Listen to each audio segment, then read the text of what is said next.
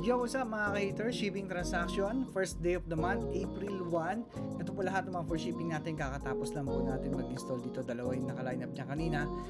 Suzuki Ertiga at isang Ford Everest po. So dito tayo naglatag. Sobrang dami natin na shipping ngayong araw na to, April 1. So ayan, meron tayong slim fender, meron tayong Nissan Navara railguard with tailgate cover, meron tayong full backseat trunk tray, ang dalawa na yan. Meron din tayong garnish set. Siyempre ito yung mga matics natin.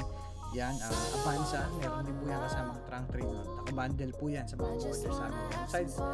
Side step seal, at ito po high-ease commuter armrest, meron din pong high-ease GL Grandia na armrest po. Yan. So meron tayong front chin, meron din tayo itong Brio rear diffuser, saka yung Hilux tailgate spoiler. So ito yung mga 5D extended matics natin. Syempre ito bound to papuntang Pangasinan. So yan, lahat po yan na-ship out na po natin kahapon. So maraming salamat po sa mga orders natin. Meron din tayo ditong ship out ngayon na Durabox hindi yan Durabox, joke lang yan. So yan po ay Ford Ranger na headlight po from 2012 to 2021 na model ng Ford Ranger. So pasok po yan sa sinipot natin yan.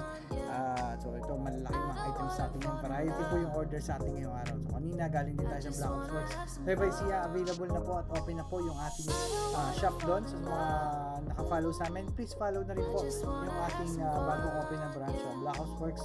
Bye siya, Auto Accessory Shop. So, thank you so much po mga ka-haters at i-update po namin muli kayo sa aming next video po. Hopefully mas marami po yung ating shipping for by tomorrow. So thank you so much po.